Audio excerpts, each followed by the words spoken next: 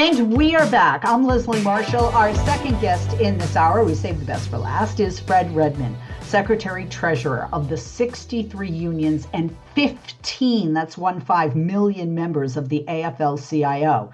In 2022, he was unanimously elected to the position as the highest ranking African American officer in the history of the labor movement in the United States of America. Check out the website for the AFL-CIO. It's aflcio.org. On Blue Sky, the handle is at AFL-CIO. On Facebook, Instagram, and X, it is also at AFL-CIO. And Secretary Redmond's handle on X is St. Redmond, that's Redmond. Secretary Redmond, good to have you back with us. Always good to speak with you, sir.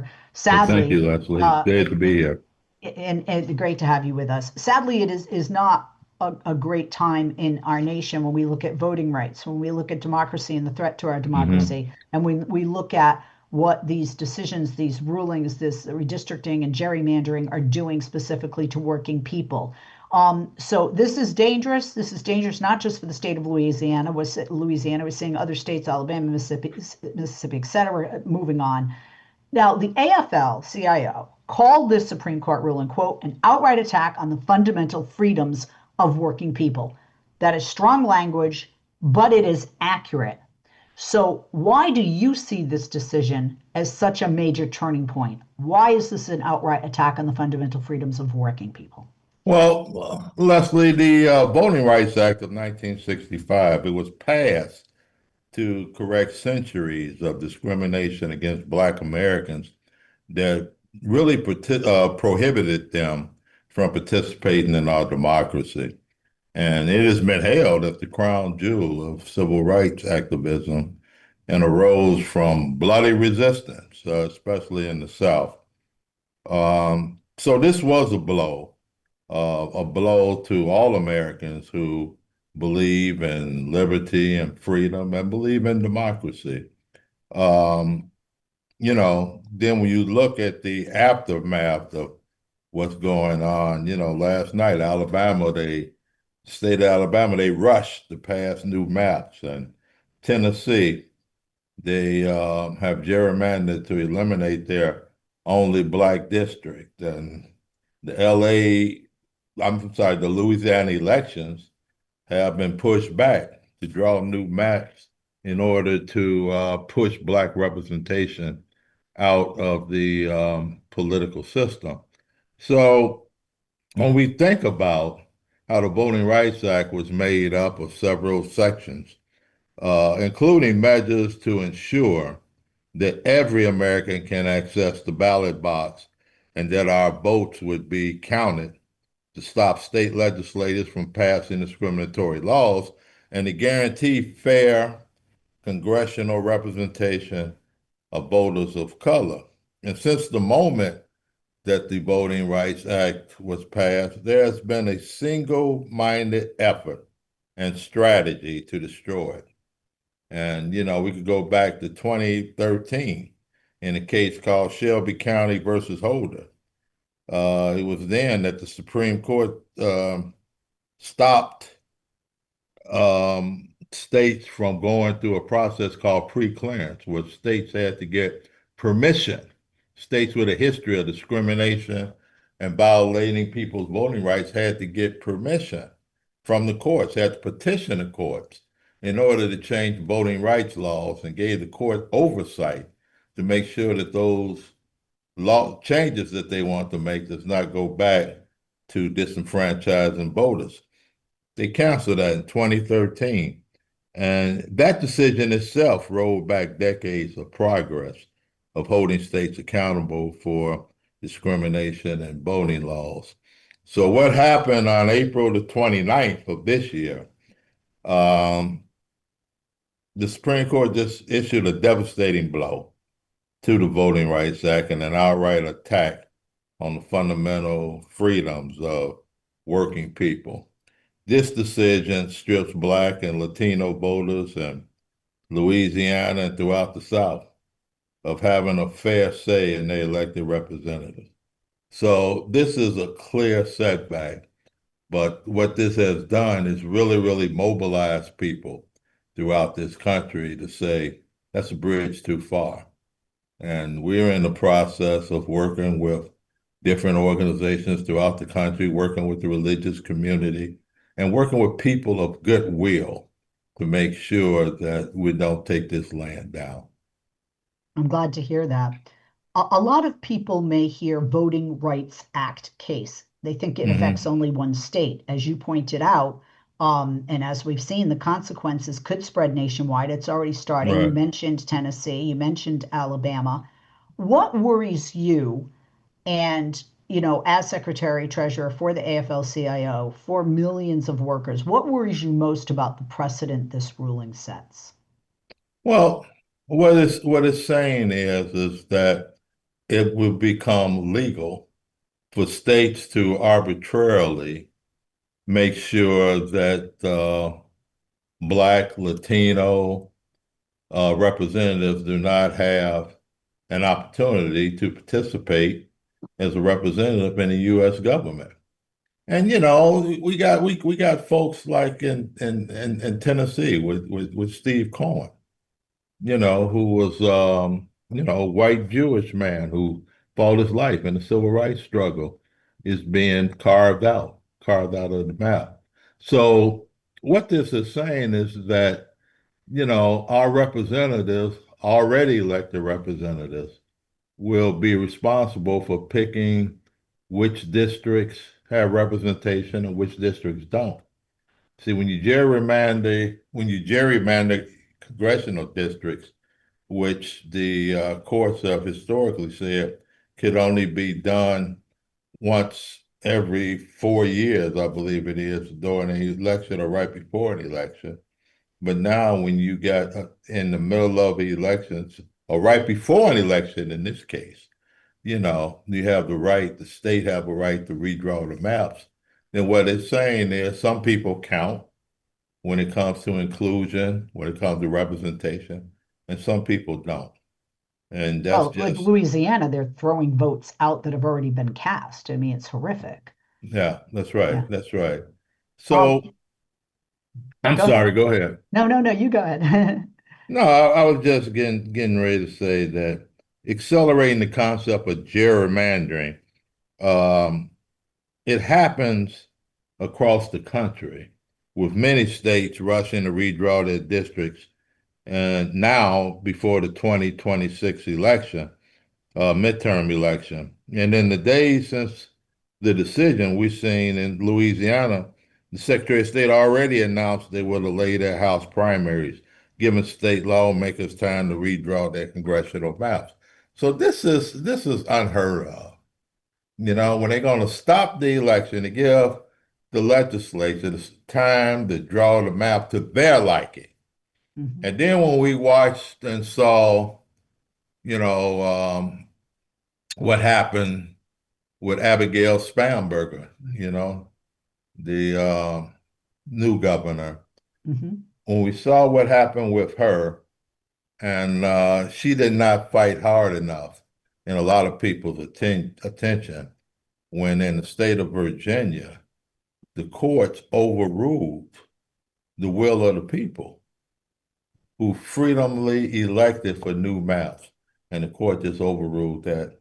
It's So, it's so strange too, Secretary Redmond. It's so strange. In California, here where I am, mhm, we had a choice as people to say yes or no to the redistricting, and we chose yes. It went to court, and the court lost, and we have proceeded with that. right, In the state of Virginia, the people voted, and they voted for that, and then the court said, no, your vote right, doesn't count. They're not violating their constitution, which the governor should, has some power to tweak, if you will. And I hope she does more, within her power to make, these changes.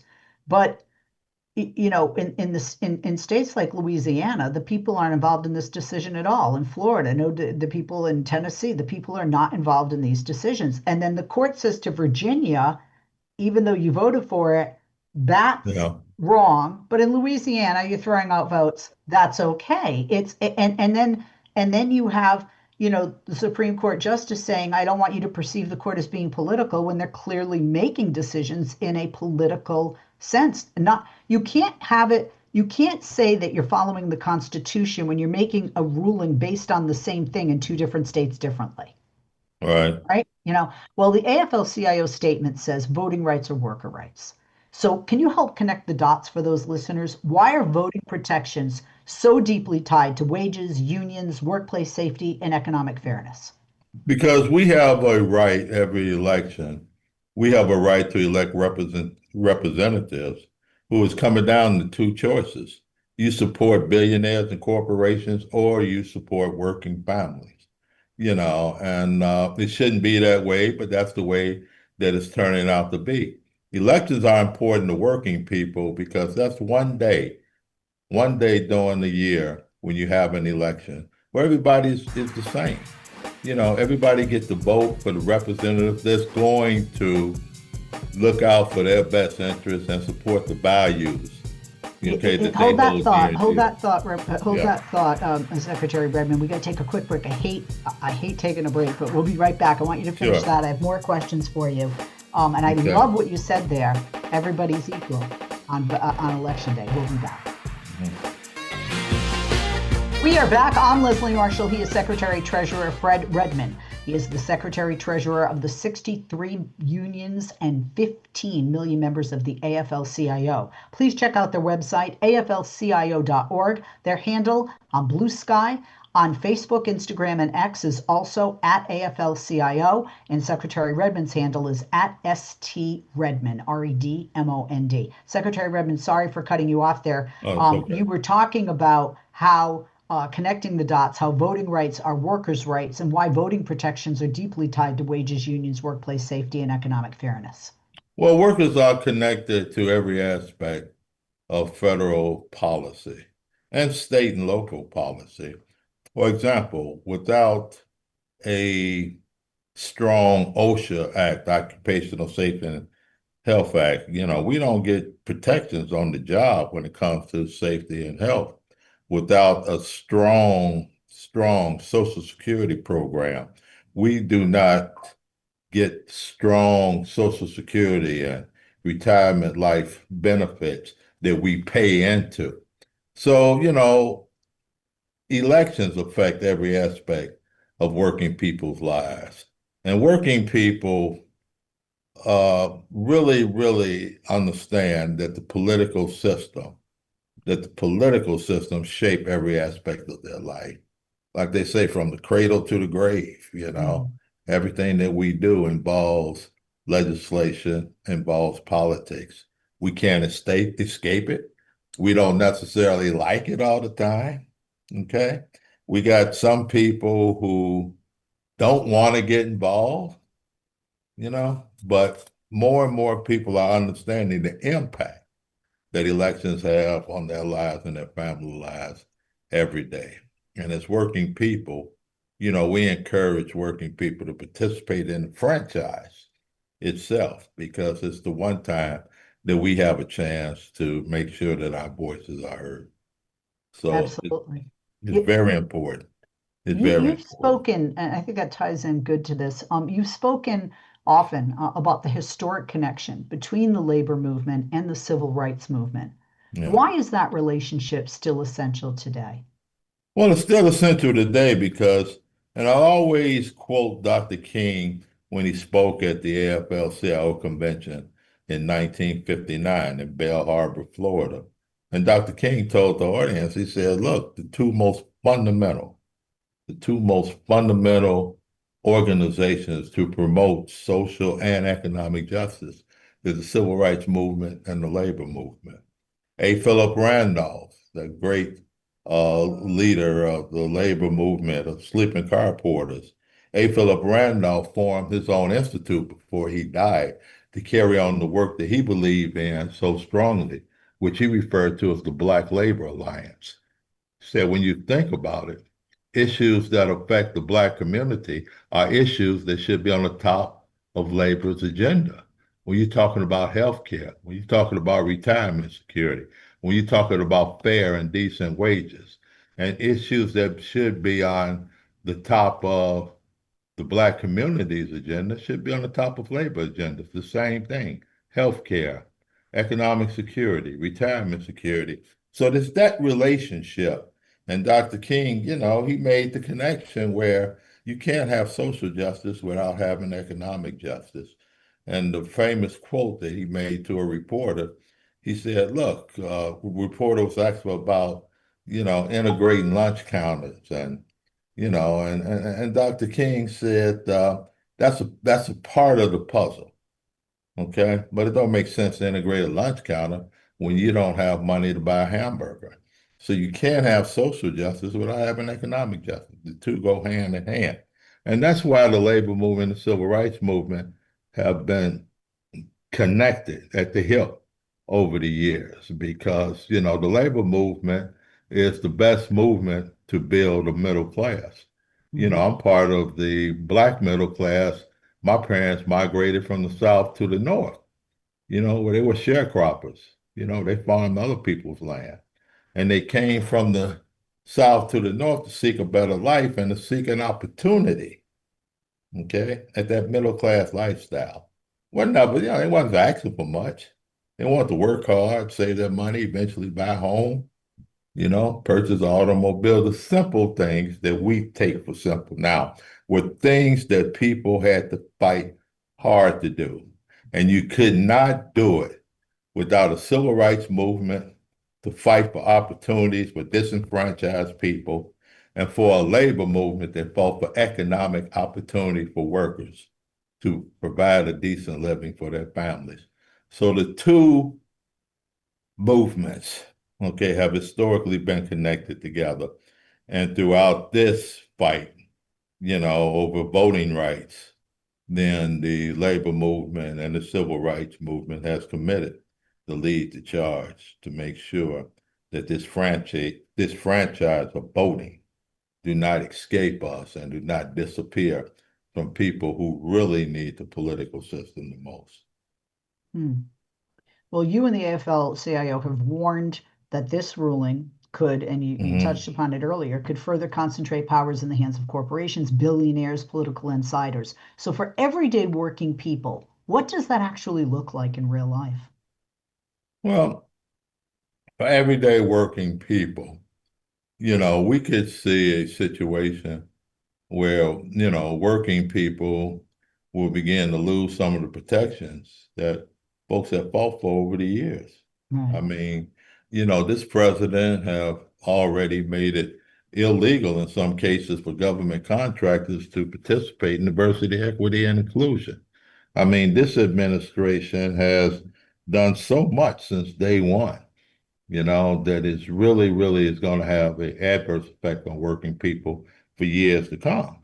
I mean, around the first day of this administration, this president rescinded Executive Order 11246, which has been in place since President Lyndon Johnson signed it in 1965, mandating that federal contractors and subcontractors prohibit discrimination.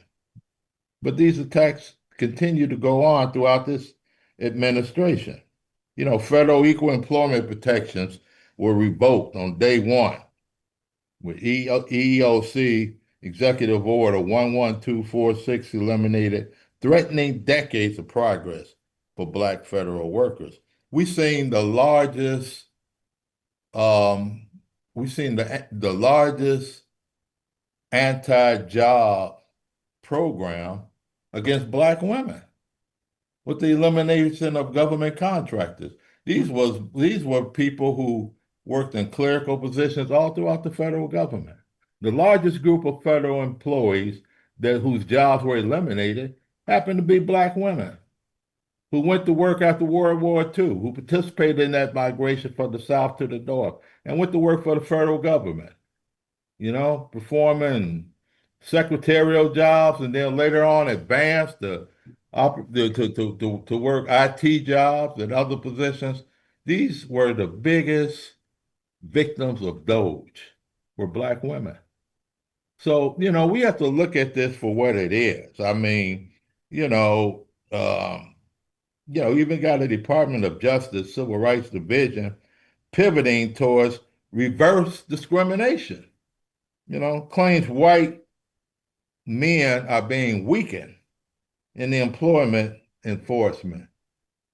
And also the government participating in litigation to that effect.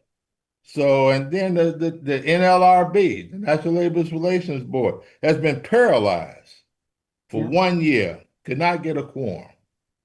And now they face 400 a day backlogs, okay, on unfair labor practices due to staff exodus, with people who came into these professions, came in with good intentions, that want to be public servants. There's been an exodus.